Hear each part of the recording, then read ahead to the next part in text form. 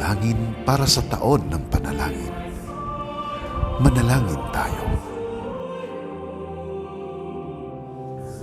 Sa ngalan ng Ama, ng Anak, at ng Espiritu Santo. Amen.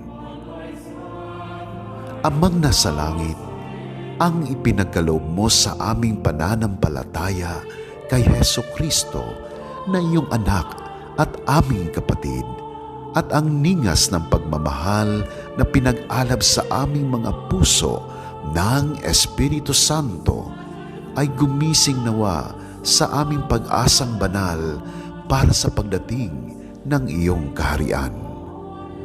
Baguhin nawa kami ng iyong biyaya at gawin kaming mga walang kapagurang tagapag-alaga ng mga binhi ng Ebanghelyo.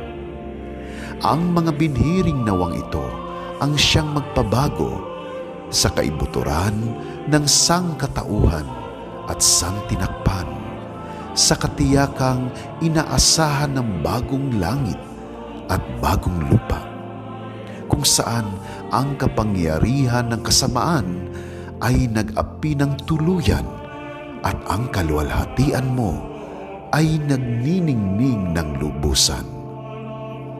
Pukawin nawa ng biyaya ng Hubileo sa aming mga manlalakbay ng pag-asa, ang pananabik sa mga kayamanan ng langit. Ang biyaya ding ito nawa ang siyang magpalaganap sa buong sangkalupaan ng kagalakan at kapayapaan ng aming manunubos.